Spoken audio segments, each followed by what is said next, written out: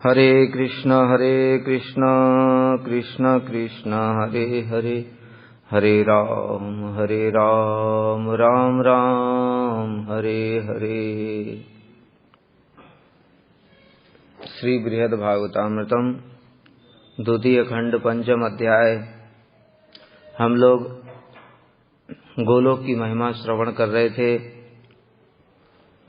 श्री नारद जी गोप कुमार और श्री उद्धव जी के सामने गोलोक की महिमा प्रकाशित कर रहे हैं। उसमें हम लोगों ने सुना किस प्रकार से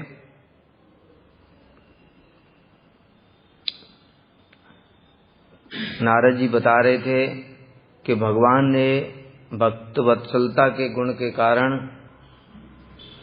अपने उदर को गायों को बांधने वाली रस्सी द्वारा भी ऊकल से बंधवा लिया था। ऐसी उनकी भक्त वश्यता है। और ब्रज गोपियों के द्वारा प्रलोभन देने पर वे उनकी करताली के अनुसार नृत्य का विस्तार करके उनके आज्ञा पालक भी बनते थे। कल हमने सुना था, रसखान जी ने बड़ा सुंदर पद लिखा है। शेष गणेश महेश दिनेश सुरेशहु जाहि निरंतर गावें, जाहि अनादि अनंत अखंड अछेद अभेद सुवेद बतावें। नारद से सुख व्यास रटे पची, हारे तऊ पुण्य पार न पावे। ताहे अहीर की छोहरियां छछिया बर छाछ पे नाच नचा। बड़ी अद्भुत बात लिखी है, ये साधारण बात नहीं है। क्या बता रहे हैं?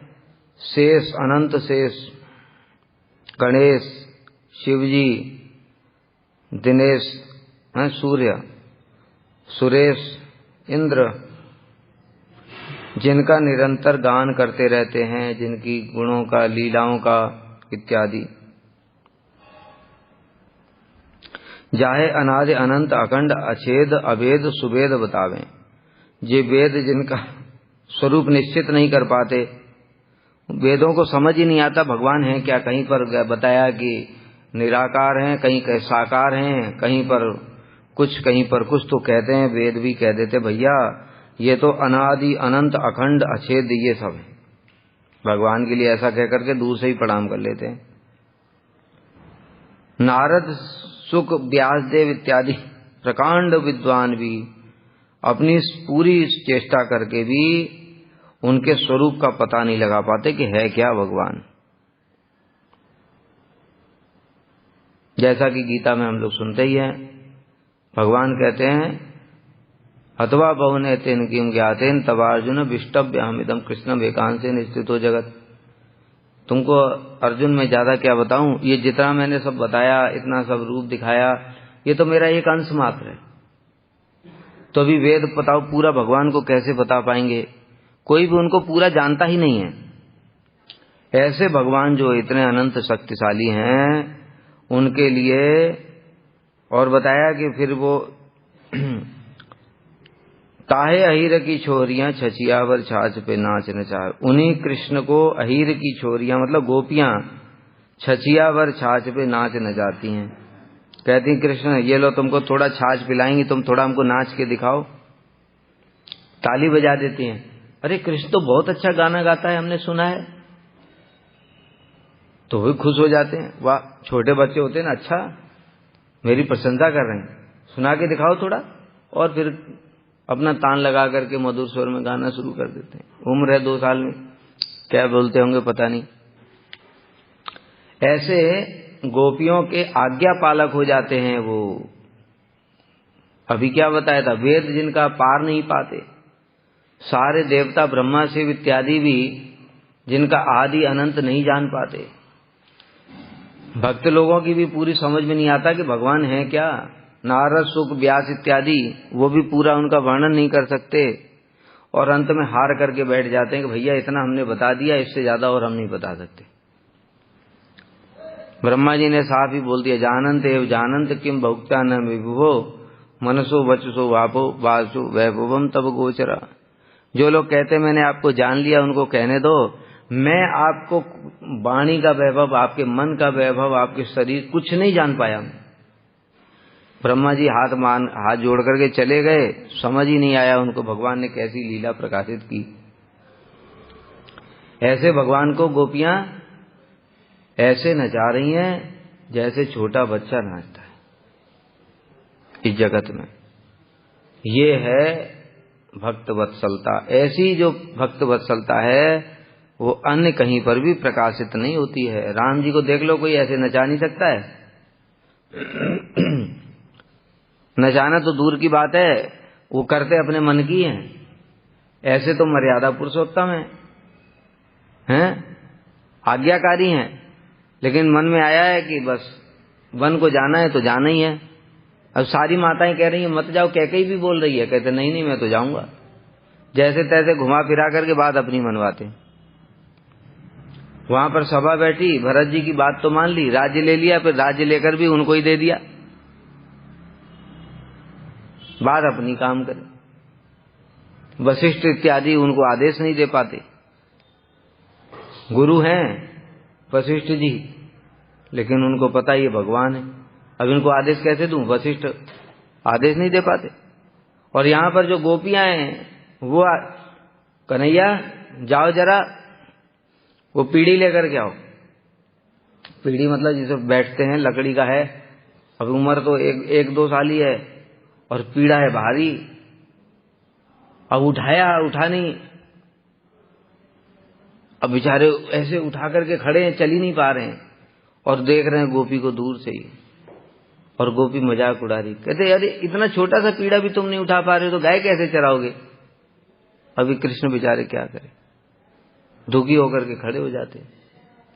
कभी कुछ और दिया भारी वस्तु तो उठा ही नहीं पाए। ऐसे करके गोपियों के आज्ञाकारी सेवक जैसे होते हैं वैसे बने हुए हैं। ऐसी भक्त वत्सलता अन्य कहीं पर भी किसी अवतार में किसी धाम में नहीं है। भागवत का प्रसंग बता रहे हैं, 10वें स्कंद 9वां अध्याय, गोप जो दाम बंधन लीला वाला। भगवान ने अपने उदर को, लीला पता ही है सभी को, कार्तिक में हर साल यही लीला गान होती है कि दिवाली का दिन था और सभी दासियों को मैया ने छुट्टी पे भेज दिया, क्योंकि मैया सोचती है हमारा लाला दूसरों के घर में माखन क्यों चुराता है। मुझे ऐसा लगता है ये जो मेरी दासियां हैं इनको ठीक से माखन निकालना नहीं आता है। आज मैं अपने हाथ से खुद माखन निकाल के अपने लाला को खिलाऊंगी। इसलिए सभी दासियों को छुट्टी पर भेज दिया और घर में अकेले सुबेरे सुबेरे मंथन शुरू कर दिया। कृष्ण के नामों का कीर्तन करते हुए प्रेमाविष्ट हो गई। गोविंद दामो दर माधवेति, ऐसे आविष्ट हो गई प्रेम में। अब कृष्ण के नामों का कीर्तन कर रही हैं मैया और कृष्ण का ही स्मरण कर रही हैं और कृष्ण में ही चित्त आविष्ट भी है। अभी कृष्ण कैसे सोएंगे बताओ? तो प्रेम के भूखे हैं। जैसे ही मैया का कीर्तन सुना नींद खुल गई। हर दिन मैया खुद उठाती, आज तो उठाने भी नहीं आई क्योंकि मैया तो बिजी हैं। इसलिए सोच रहे हैं क्या करूं।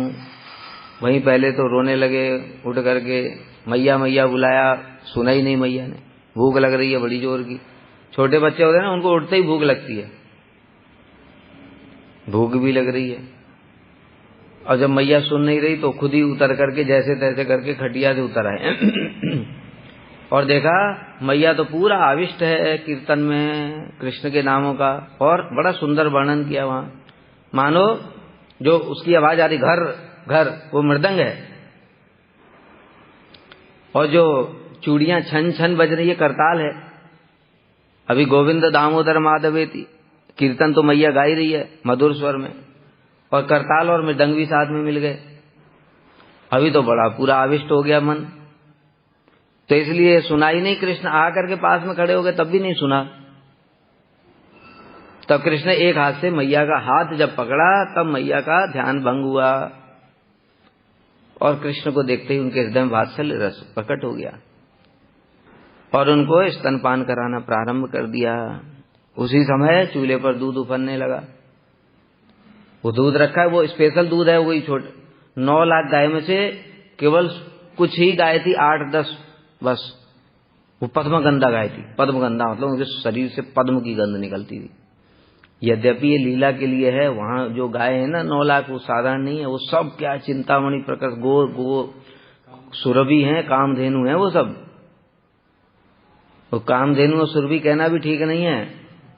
वो तो इस जगत में होती है। जो कामधेनु तुम्हारे इच्छा को पूरी करती है, वो भगवान की इच्छाओं को पूरी करने वाली है गाय।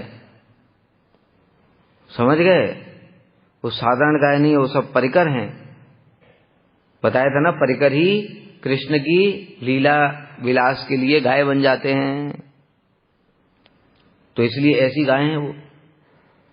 फिर भी लीला के लिए उसमें से कुछ गाय थी जो पद्मगंधा थी, उनका ही दूध था स्पेशल। वो चूल्हे पे अगर वो दूध गिर जाएगा फिर मक्खन कैसे बनेगा। इसलिए मैया कहने लगी, ठीक है, पहले मैं दूध को उतार देती हूं, उसके बाद में इसको फिर आराम से स्तनपान कराऊं। तो कृष्ण को उतारने लगी मैया, और कृष्ण जोर से पकड़ रहे, नहीं नहीं नहीं, मेरा भी पेट नहीं भरा, और पीऊंगा और पीऊंगा। बच्चे होते छोटे जिद्दी, जोर से पकड़ लेते मम्मी को।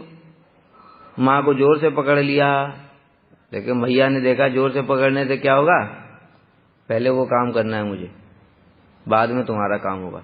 एक हाथ से ही पकड़ करके उठा करके रख दिया। बड़ा सुंदर सुंदर इसमें बड़े विचार दिए हैं श्री विश्वनाथ चक्रवर्ती ठाकुर ने। क्यों दूध को उतारने के लिए उफान, मान लो दूध उफन उफन करके अपनी आहुति दे रहा है, कह रहा मैया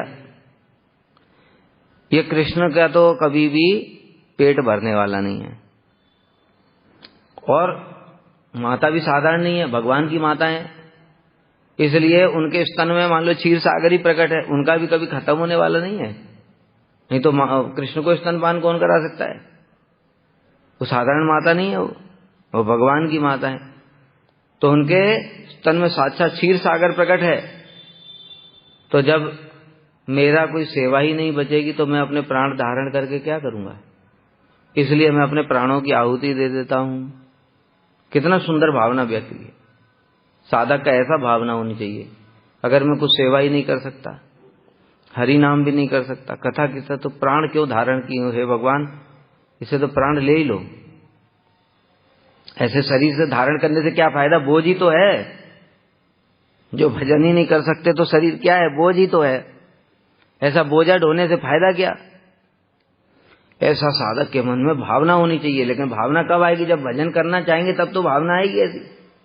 और भजन करना ही नहीं चाहते, को खाने पीने मौज करने के लिए बड़ा मठ में चकाचक घर में रहते तो 8 घंटे नौकरी करनी पड़ती, मेहनत मजदूरी भी करनी पड़ती, कुछ भी करते तो भी कलेश, टेंशन फालतू की।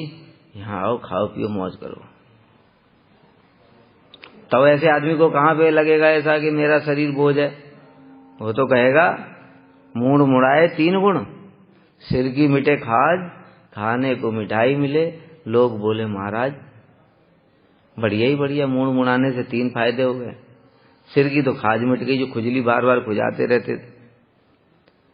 खाने को चकाचक माल मिलेगा, और लोग महाराज प्रणाम भी करेंगे, प्रणामी भी देंगे, माला भी देंगे। ऐसे आदमी को थोड़ी बोझा लगेगा कि मेरा शरीर बोझा है, मैं क्यों ढो रहा हूं, मैं प्राण त्याग दूं। किसको लगेगा ये?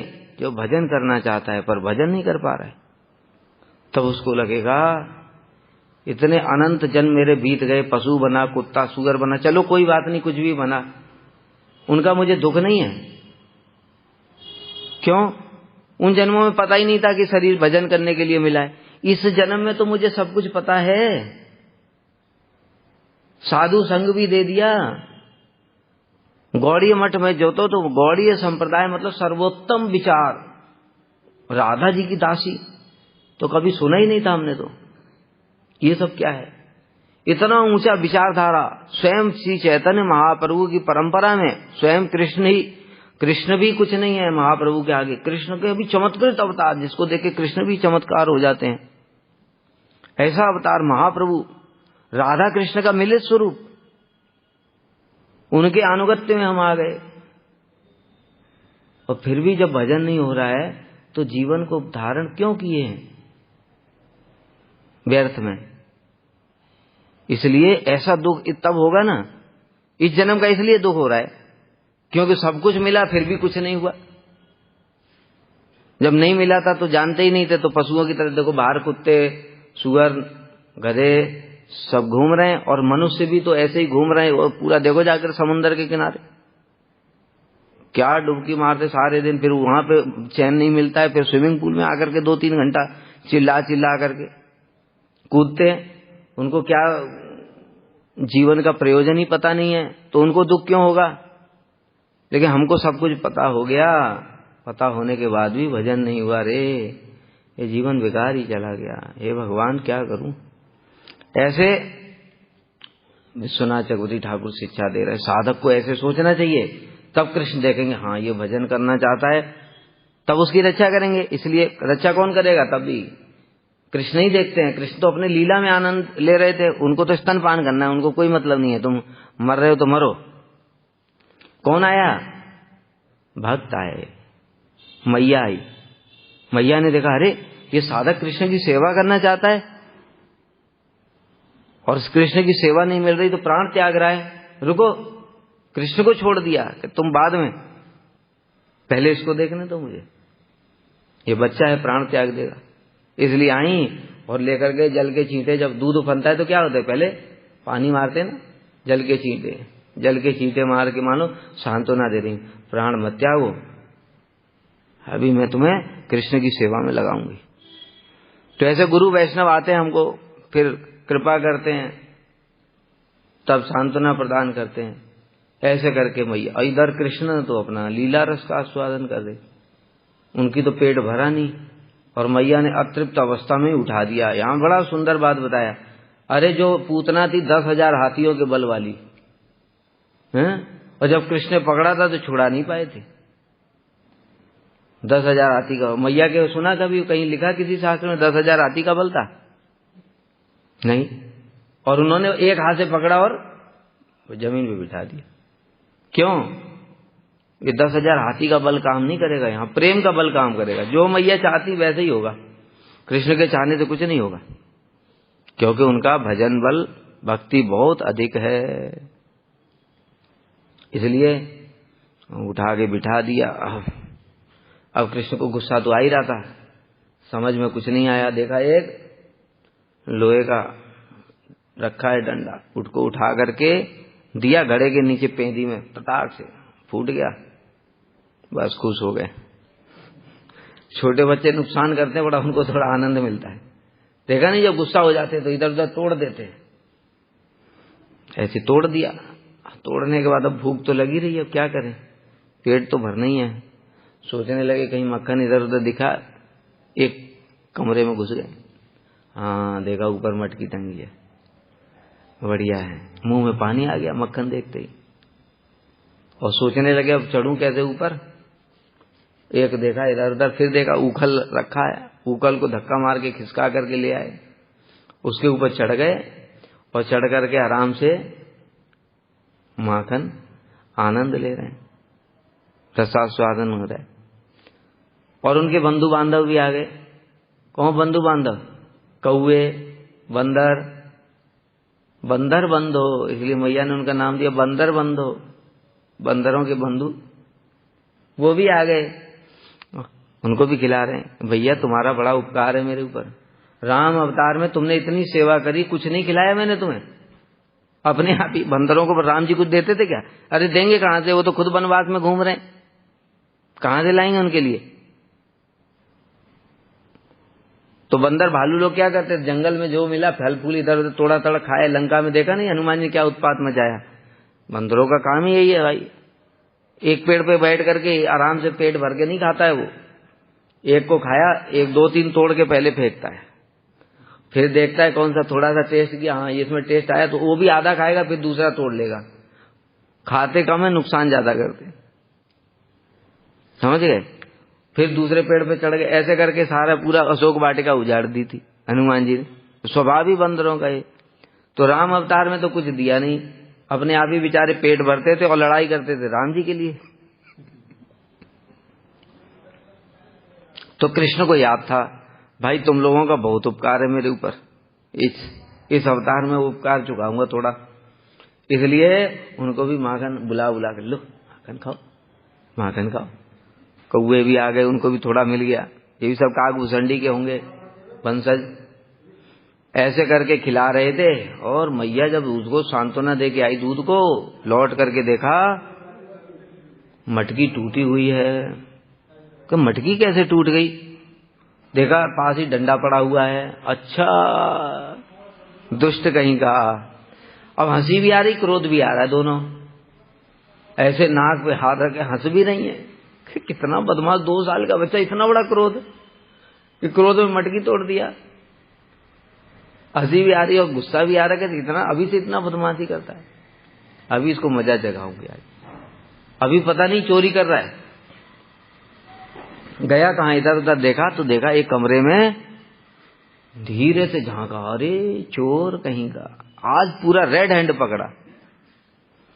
आज तक सब गोपियां शिकायत करती थी, मैया तेरा कन्हैया माखन चुराता है।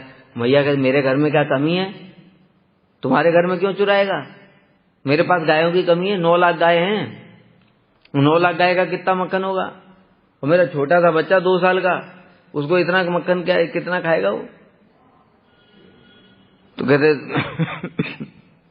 नहीं सच में चुराता है। तो क्या बच्चा है, खेलते खेलते भूख लगाती होगी। अरे बच्चे, छोटे बच्चे का पेट कितने में भर जाता है?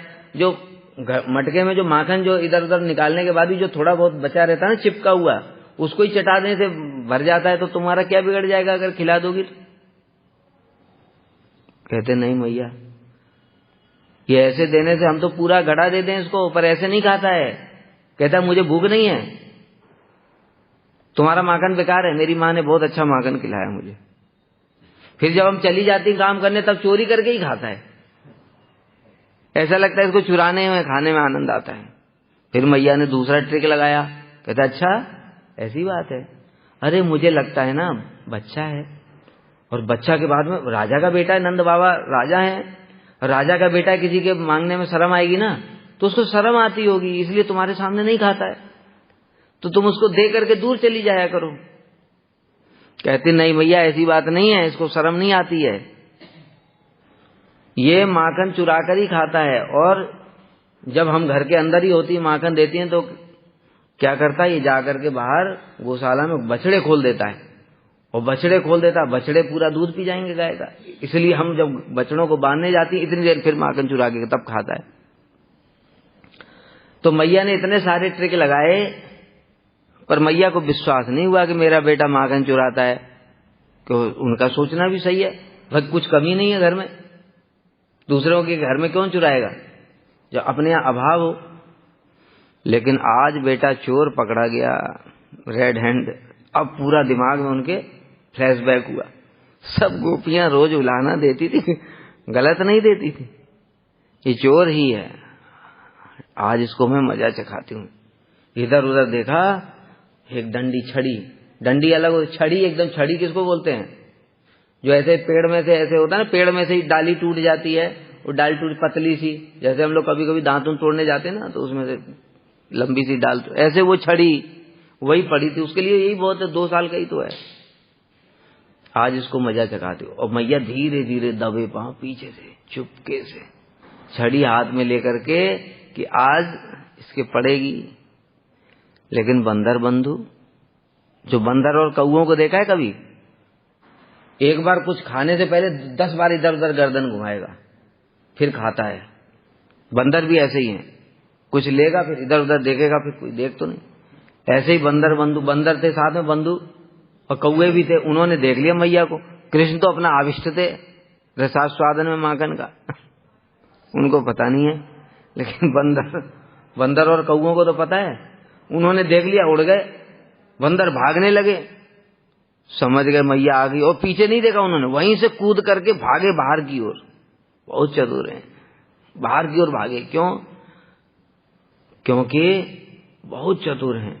वो सोच रहे हैं कि घर के बाहर में ना मैया तो बड़े बड़े जो बड़े लोग होते हैं ना घर के बुजुर्ग, उनके सामने माँ घूंघट निकाल करके जाती, घूंघट डाल करके जाती है, तो बाहर नहीं जाएगी, इसलिए बाहर की ओर भागे। लेकिन मैया ने कहा बेटा आज घर में कोई है ही नहीं, बड़ा बुजुर्ग सब तो बाहर गए हैं, यज्ञ की पूजा के लिए तैयारी कर रहे हैं, इसलिए बाहर की ओर भागे। और मैया पीछे पीछे भागी। और पीछे पीछे भाग करके मैया ने, ठहर जा दुष्ट कही का बंदर बंधु, अभी छड़ी फेंक करके मारती हूं। डर गए, पकड़े गए। पकड़े गए। बताओ, जिनको बताया ना, योगी लोग अपने हृदय में ध्यान करने की कोशिश करते हैं, ध्यान नहीं आता। काल यवन पकड़ नहीं पाया था, कोई आज तक पकड़ ही नहीं पाया उनको। और मैया की छड़ी से डर के पकड़े गए। वहां पर भी शिक्षा दिया, क्या? कृष्ण को अगर पकड़ना है तो हमको कृष्ण से तेज भागना पड़ेगा। और कृष्ण से तेज भाग सकते हो तुम? हैं? नहीं भागते, फिर कैसे पकड़ेंगे? मैया तो भागी। कहते भागने का मतलब है प्रेम। हमारा कृष्ण के प्रति प्रेम जो है, देखो कृष्ण सभी जीवों को प्रेम करते हैं कि नहीं? क्यों? उनके सब अंश हैं। तो कृष्ण हमको प्रेम करते हैं, लेकिन उनका प्रेम कम होगा, और हमारा प्रेम जब बहुत ज्यादा हो जाएगा तब हम उनको पकड़ पाएंगे। इसलिए कृष्ण के दर्शन करना चाहिए। प्रभु भगवान के दर्शन हो जाएगा। दर्शन कैसे हो जाएंगे? अभी कोई प्रेम ही नहीं है, कोई पकड़ नहीं पाया उनको आज तक। योगी मुनि ऋषि ध्यान प्यान करते रहते, कुछ नहीं होता है। हम कहां से पकड़ लेंगे उनको? इसलिए हमारा प्रेम जब बढ़ते बढ़ते बढ़ते बढ़ते इतना हो जाएगा, तब कृष्ण अपने आप खींचे हुए चले आएंगे। श्री कृष्ण आकर्षणी चासा। प्रेम भक्ति का लक्षण बताया, सांद्रानंद विशेषात्मा श्री कृष्ण आकर्षण। महा आनंद होता है प्रेम भक्ति में। और श्री कृष्ण आकर्षणी, आकर्षण मतलब जैसे वहां पर अगर लोहा रखा हुआ है और मेरे पास पावरफुल मैग्नेट है, मैं थोड़ा सा ऐसे किया, सटाक से चिपक गए। आकर्षण कर लिया कि नहीं? कैसे किया?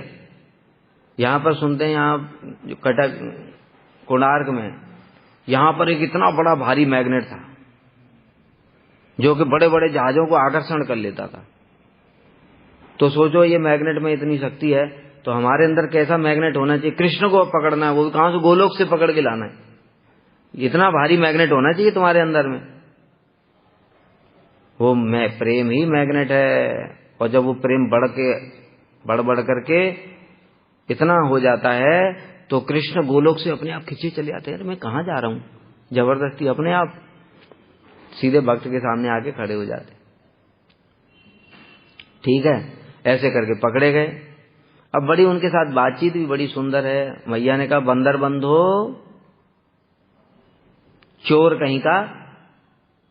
तो कृष्ण कहने लगे, मैया मैं चोर नहीं हूं, चोर तो तुम्हारे वंश में है। मतलब क्या? कैसा दिमाग है देखो। अरे मैया, जो यशोदा मैया है ना, उनके वंश में एक गोप था, उसका नाम था चोर। तो कह रहे मैं चोर नहीं हूं, चोर तो तुम्हारे वंश में। कह रहे अच्छा, बंदर बंधु, बंदरों का दोस्त है तू। ये बंदरों को माखन कौन खिला रहा था? कहते मैया, जिसने बंदरों को बनाया वही माखन खिला रहा था। झूठ भी नहीं बोल रहे। और मैया सोच रही, कैसी बातें बनाता है, 2 साल का बच्चा है अभी, ऐसी बातें बनाता है। अच्छा, तो ये बता, तेरे मुंह में माखन कैसे लगा? देखो मैया, ये जो बंदर है ना, ये माखन चुरा रहे थे और मैंने देख लिया, इसलिए मैं बंदरों को भगा रहा था। और ये इतने बदमाश हैं, भागते भागते मेरे मुंह पे माखन लगा के भाग गए। मैया अपना सिर पकड़ रही है, जो बात बोलो सबकी काट है। अच्छा, आज तुझे मजा चखाती हूं मैं। ऐसे करके मैया ने उनको फिर पकड़ के बांधना शुरू किया। तू भी उखल, खल माने दुष्ट, और ये उखल, ये भी खल, 2 खल आपस में दोनों दुष्टों को बांध देती हूं। इसलिए बांधा क्यों मैया ने? क्योंकि कृष्ण कह रहे तू मुझे छोड़ दे, मैं जंगल में चला जाऊंगा, बंदरों के साथ ही रहूंगा। तो मैया के मन में डर आ गया, कहीं ऐसा ना हो छोटा बच्चा है, गुस्से में चला जाए जंगल में, फिर कहां ढूंढूंगी। इसलिए थोड़ा बांध देती हूँ, इसका भी गुस्सा शांत हो जाएगा, मेरा भी घर का काम हो जाएगा, तब खोल दूंगी। ये सब सोचा मैया ने। इसलिए मैया ने बांधना शुरू किया। और जब बांधना शुरू किया तो बाल में जो माता जी फीता बांधती हैं, है ना, वो फीता से ही बांधना शुरू की। छोटा सा तो 12 उंगल की कमर है, 10 और 2 12, इतनी सी कमर है। तो सोचा ऐसे ही बंध जाएगा। बंधा ही नहीं, कोई बात नहीं, 2 अंगुल छोटा पड़ गया। फिर ले थोड़ा एक बड़ी सी रस्सी पड़ी थी वो उठा लाई घर में, बांधते बांधते सारे जितनी रस्सियां थी घर में सब लगा दी, कुछ नहीं हुआ। रस्सी बढ़ती जा रही है, कमर बढ़ नहीं रही है और 2 अंगुल हर बार छोटा पड़ रहा है। इतने बड़े आश्चर्य, मैया सोच रही हो क्या रहा है। देखो यही योग माया के प्रभाव से, अब ये सब आश्चर्य की बात है लेकिन समझ ही नहीं आता मैया को क्या हो रहा है। क्योंकि अगर रस्सी बढ़ रही है तो या तो बंध जाना चाहिए, अगर छोटा भी पड़ रहा है तो 2 अंगुल ही क्यों पड़ रहा है, 4 अंगुल, 8 अंगुल, 16 अंगुल, 1 अंगुल ऐसा होना चाहिए, कुछ तो घटना बढ़ना चाहिए, लेकिन नहीं हो रहा है। अब बंध क्यों नहीं रहे कृष्ण, इसमें भी बड़ा सिद्धांत है। कारण यह है, कृष्ण सोच रहे हैं, कृष्ण ये नहीं सोच रहे हैं कि मैं देखो मैया को आज अपना ऐश्वर्य दिखाता हूं, नर्मद लीला का व्यतिक्रम नहीं होगा। कृष्ण तो भयभीत हैं, डर रहे हैं, रो रहे हैं, सब कुछ हो रहा है, लेकिन मन में सोच रहे हैं अगर मैया ने बांध दिया तो आज खेलूंगा कैसे, सखाओं के साथ खेलना भी तो है, खेलूंगा कैसे। सखा लोग आ गए थे वहां दूर से, देख रहे थे, चिढ़ा रहे होंगे फिर, इसीलिए कृष्ण सोच रहे हैं बंधु नहीं। जब बंधु नहीं, ऐसे कृष्ण की इच्छा जानकर के ऐश्वर्य शक्ति अंदर ही प्रकट हो गई। ऐसा प्रकट हुआ ऐश्वर्य कि बताओ, न कमर बढ़ रही है, रस्सी बढ़ती जा रही है, कमर बढ़ नहीं रही है, फिर भी 2 अंगुल छोटा पड़ रहा है हर बार। मैया बांधते बांधते थक गई, गोपियां भी आ गई दूसरे घरों से, रोज आती थी कृष्ण के दर्शन करने के लिए। सोच रही हैं मैया अरे तू क्यों इतना परेशान हो रही है, लगता है विधाता ने इसके भाग्य में बंधन ही नहीं लिखा है। तो मैया को और लज्जा लग रही है, अरे मेरे पेट से जन्म लिया इसने, मैं ही नहीं बांध पा रही हूं। फिर नारायण के शरणागत हो गई, हे प्रभु अगर मैं आज इसको नहीं बांध पाई तो बड़ा बेइज्जती हो जाएगी। बस अब नारायण तो वहीं बैठे हैं सामने ही, बांधना तो नारायण को ही चाहती है और नारायण से ही प्रार्थना कर रही है। इसलिए जैसे ही प्रार्थना सुनी और दृष्टा परिश्रम कृष्ण कृपयासी स्वबंधने, मैया का परिश्रम भी देखा, मैया शरणागत भी हो गई हैं, तो कृष्ण ने इच्छा की मैया मैं बंध जाऊं, क्योंकि मैया का और परिश्रम कराना ठीक नहीं। बस सोच लिया बंध जाऊं, तो उसी समय छोटी रस्सी से जो उसी से बंध गए, ऐसे करके बंध गए। अब सोचो जिनके पेट में अनंत ब्रह्मांड हैं उनको मैया ने बांध दिया। नमस्तेस्तु दाम ने, उस दाम को, रस्सी को प्रणाम करता हूं मैं। क्यों, वो रस्सी नहीं है, वो प्रेम है जिसके द्वारा माता ने कृष्ण को बांध दिया था। ऐसी लीला बताओ कहां है कहीं द्वारका में? द्वारका में सुना कभी कृष्ण द्वारकाधीश बंध गए, अयोध्या में राम जी बंध गए? नारायण की तो बात ही मत पूछो, वो तो दिखते ही नहीं है, बनेंगे कहां से। कभी बस आते हैं, भक्तों को झलक दर्शन जैसा दिया, फिर चले गए, खत्म। उनको क्या बांधेगा कोई, एक जगह रहते ही नहीं है, ऐसे चलते फिरते नहीं है, कोई आदमी ऐसे उनको देख नहीं सकता है। अपने धाम में रहते हैं, कभी कभी आए, भक्तों को दर्शन दिया, फिर गायब, बांधोगे क्या। लेकिन कृष्ण बंध गए, ऐसा लीला किया उन्होंने। इस प्रकार से भक्तों के वशीभूत हो जाते हैं। दूसरा, गोपियां अभी जो बताया था, ताहे अहीर की छोरियां छचिया बर छाछ पे नाच रहे, कभी ताली बजाया, कन्हैया गाओ, देखो हम ताली बजाएंगे तुम गाओ, और तो ताली बजा रहे, वो गा रहे, बढ़िया। कभी तुमको लड्डू देंगी, थोड़ा नाच के दिखाओ, लड्डू के लिए नाच रहे हैं, हाथ की कठपुतली की तरह। कभी कृष्ण को पीढ़ा, तोलने के बटुआ जानते हो, पहले क्या तो बांट होते थे, जैसे अभी 1 किलो का बांट, 2 किलो का बांट होता है ना लोहे का, ऐसे पहले पत्थर के होते थे किलो के, उसको ऐसे बट कर, वो तो भारी होता है वो 1 किलो का। अब कृष्ण को बोला जरा ये थोड़ा तोड़ना है अनाज कृष्ण गए उठाने के लिए, 2 किलो का उठा ही नहीं नहीं उठ रहा है, ऐसे गोपी के मुंह की तरफ देख रहे हैं, गोपियां हंस रही ताली बजा के। जिन्होंने 7 दिन तक गिरिराज जी को ऐसे एक हाथ पे 7 दिन तक उठा करके रखा है, गिरिराज जी मतलब, उनसे 1 किलो का बांट ही नहीं उठ रहा है, बताओ। पादुका, नंद बाबा ने कहा कन्हैया जा मेरी पादुका लेकर के आ, और कन्हैया गए पादुका को जैसे तैसे उठा करके सिर के ऊपर रखा, और सिर के ऊपर रखा भारी हो गई, अब ऐसे लड़खड़ाते हुए ऐसे ऐसे चल रहे, कहीं गिर ना पड़े। ऐसे करके कृष्ण ऐसी अद्भुत लीलाएं करते हैं, मानो वे इन सब वस्तुओं को लाने में असमर्थ हो। मानो क्या सच में ही असमर्थ ही हैं। अब उनको ये समय पता नहीं, बताए ना, अभी ऐश्वर्य शक्ति प्रकाशित नहीं होगी, क्योंकि अभी वो बस खाली जूता लाना चाहते हैं, बस बालक की तरह जूता लाना चाहते हैं। तो ऐश्वर्य शक्ति क्यों प्रकाशित होगी? कुछ जब विशेष सेवा होती है तब ऐश्वर्य शक्ति प्रकट होती है वहां। तो अभी तो कोई सेवा है नहीं दूसरी, इसलिए कृष्ण साधारण बालक की तरह ही उसको सिर पे लाद करके ढो करके ला रहे हैं। पुनः अपने प्रेमी भक्तों को अर्थात गोप गोपियों की प्रीति का विस्तार करने की पहलवानों की भांति। कभी एक तरफ कृष्ण, गोपियां बहुत चतुर हैं, बढ़िया बढ़िया लीला कर रहे हैं। कुछ गोपियां हो गई दाऊ की तरफ, कुछ गोपियां हो गई कृष्ण की तरफ। और ये जो गोपियां दाऊ की तरफ कह रही हैं, अरे कृष्ण क्या है, बहुत कमजोर है, हमारा दाऊ देखो क्या ताकत है इसके अंदर। उधर वाली गोपियां कह रही, अरे तुम्हारा दाऊ क्या है, हमारा कन्हैया को देखो कितनी ताकत है उसमें। कहते अच्छा चलो लड़ा के दिखाओ। अभी जैसे बच्चों को बेवकूफ बना करके लड़वाते हैं, ऐसे गोपियां इन दोनों को मूर्ख बना करके, और बस दाऊ ने भी ऐसे भुजाएं ठोकी और इधर कृष्ण भी ऐसे भुजाएं ठोकी, और दोनों मल्ल युद्ध लड़ रहे हैं। और जो जीतेगा दाऊ, ऐसे दाऊ जीत गया, दाऊ उधर वाले कह रहे हमारा कन्हैया जीत गया, ऐसे पूरा ताकत लगा रहे हैं। जो जीतेगा उसको लड्डू मिलेगा। अभी भैया एक लड्डू के लिए कृष्ण और बलराम लड़ रहे हैं कुश्ती। बताओ, जिनके चरणों की सेवा अनंत लक्ष्मियां करती हैं, लड्डुओं की कोई कमी है? लक्ष्मियां उनकी सेवा करती हैं। लड्डू के लिए भुजाएं बॉडी ऐसे ऐसे कर करके और लड़ाई कर रहे हैं। बताओ, ऐसी लीलाएं ऐश्वर्य ज्ञानी भक्तों के सामने कहां? अब नारायण ये सब करेंगे क्यों? उनको ये सब करने की जरूरत क्या है? पहलवानी चक्र काय के लिए? जहां थोड़ी टेंशन दिखती है पहले थोड़ा गदा वदा मारते हैं, जैसे कुछ काम नहीं कर रहा है सीधे चक्र छोड़ दो, गला काट के ही आएगा। उसको कौन रोक सकता है?